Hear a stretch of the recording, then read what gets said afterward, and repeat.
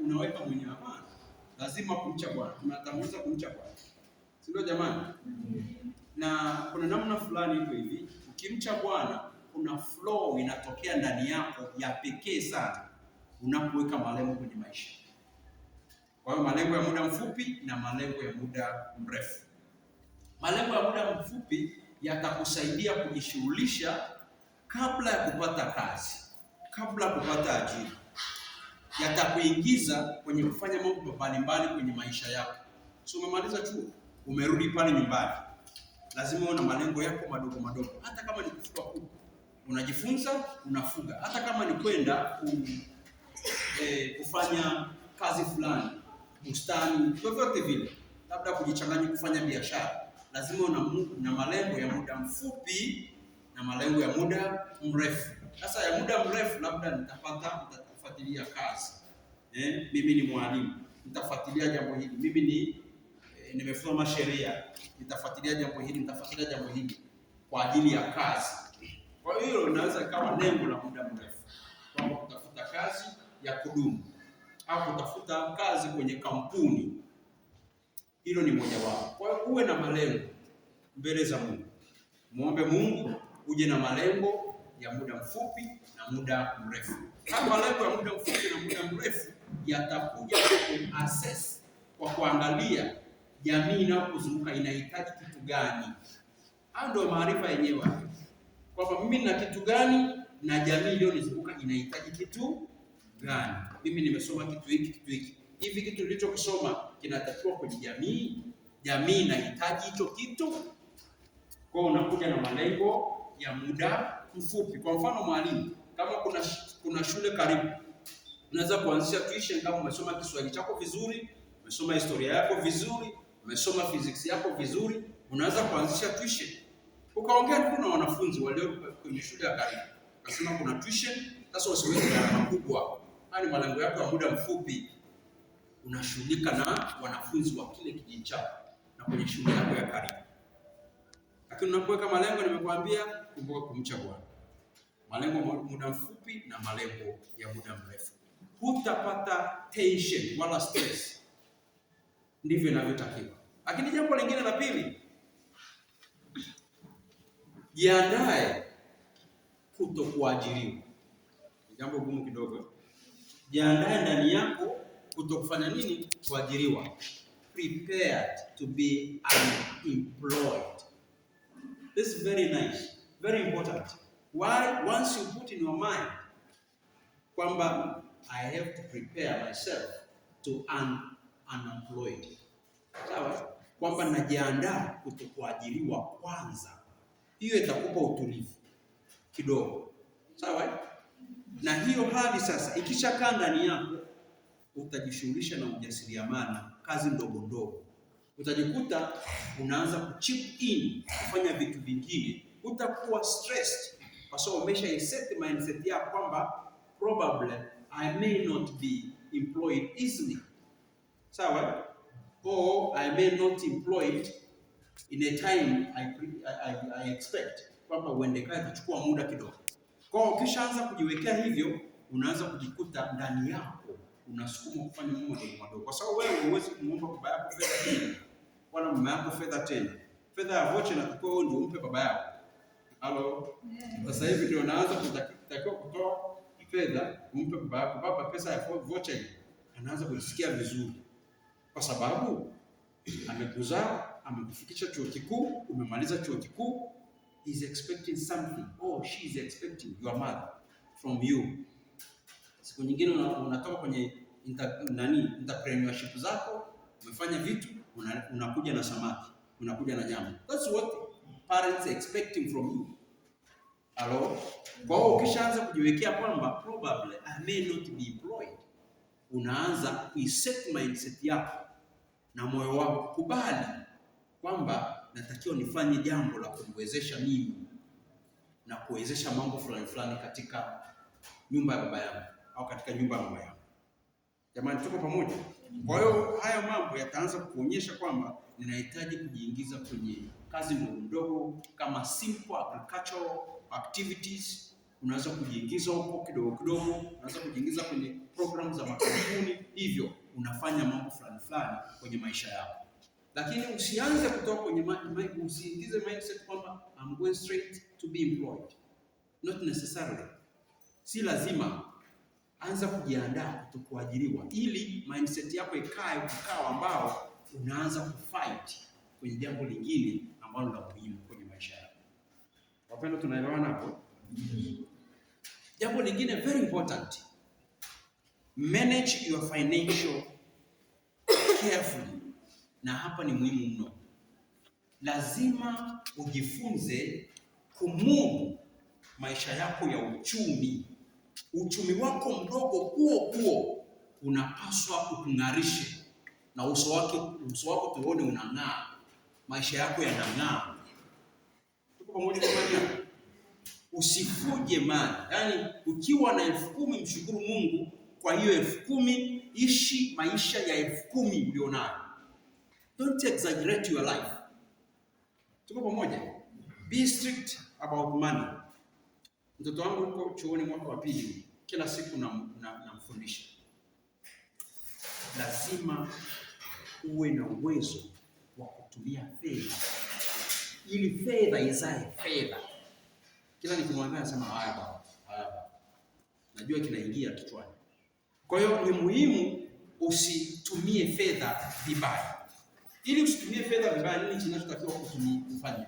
Lazima uainishe mahitaji ya lazima na mahitaji yasiyo ya lazima.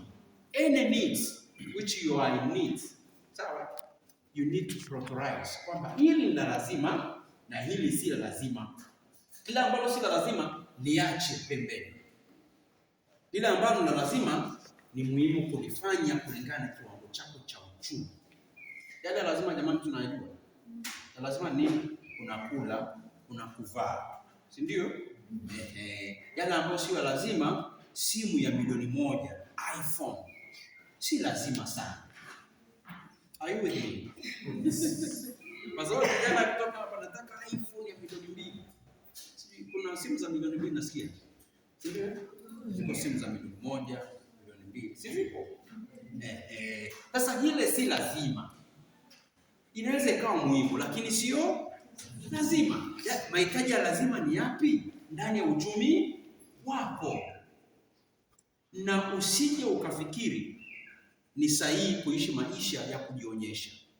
Epuka maisha ya kujionyesha, ishi maisha yako, ishi maisha ya uchumi wako. Don't exaggerate things. Hakisha unakuwa msafi, nadhifu na mtu ambaye unaweza ukamudu maisha yako ya kawaida.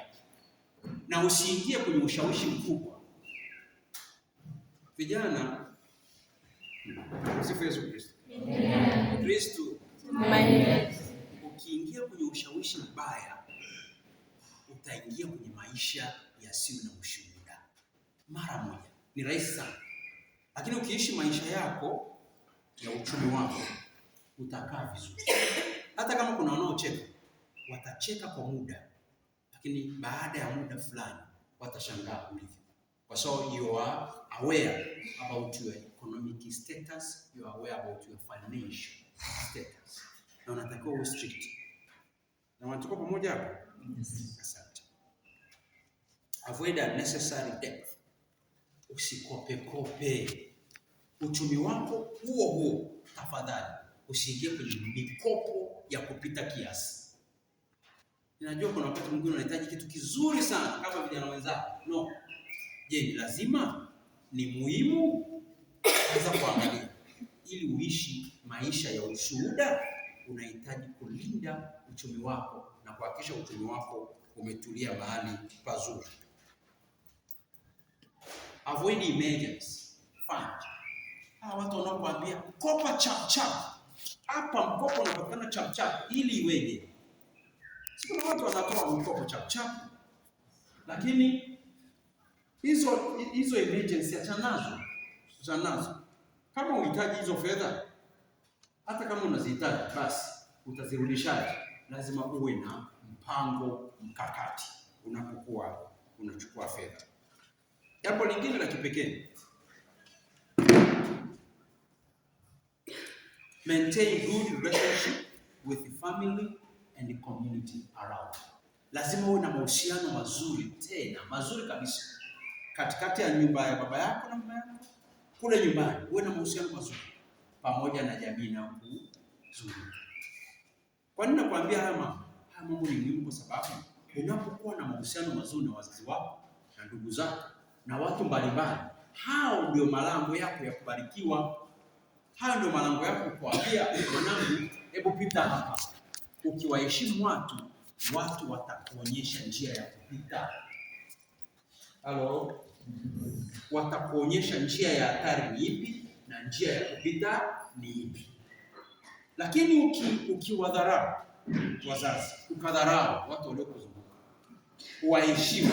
Na najua vijana wakati mwingine wanajisikia kutokupenda kuheshimu watu fulani. Waheshimu watu wote sawa sawa na hitaji lao. Lakini hawa watu wanaweza kuwa sababu ya wewe kufanikiwa. Kama unanielewa. Kuna wazee wazuri pale kijijini, watakwambia, mwanangu, pita. Mwanangu, una mawazo gani? Hebu njoo nifanyie kazi fulani. Hao unaoheshimu ndio mlango wako kufanya nini? Wa kutokea. Yesu alisema mfano mzuri sana.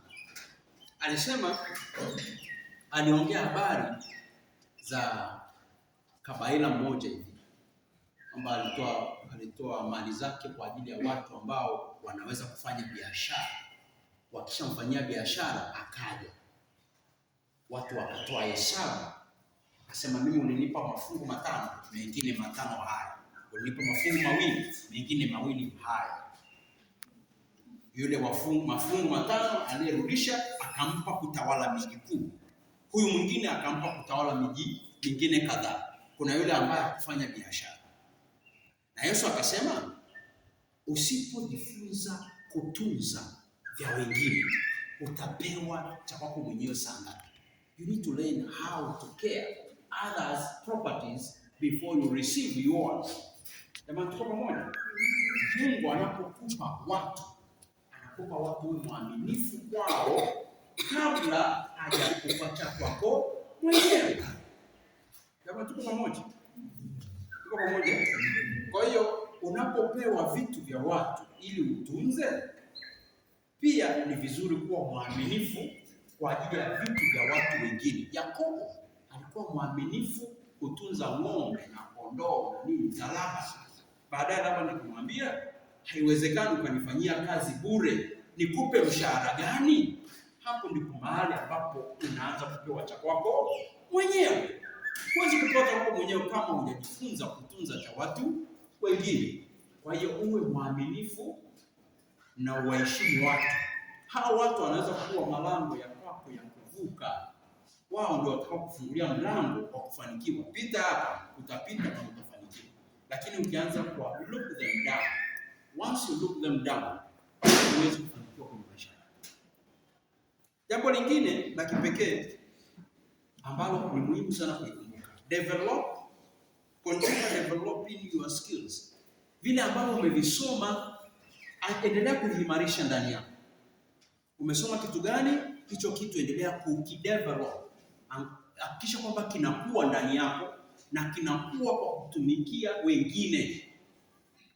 Kile ulicho nacho, kile ulichojifunza ndani ya chuo kikuu, endelea kuking'arisha, alafu hakikisha kwamba kinatumikia wengine ili king'ae na kiendelee kudevelop. Make sure that you are using it to save others. Ndio maana ya kupewa vipawa na talanta, si kwa ajili yetu wenyewe, si kwa ajili ya sifa zetu. Na kuna watu wengine labda wanafikiri kwamba hicho kitu ulichopewa, hiyo talanta uliyopewa na Mungu is for you. No, it's not for you. It's for the others. It's for the church. Si ndio jamani?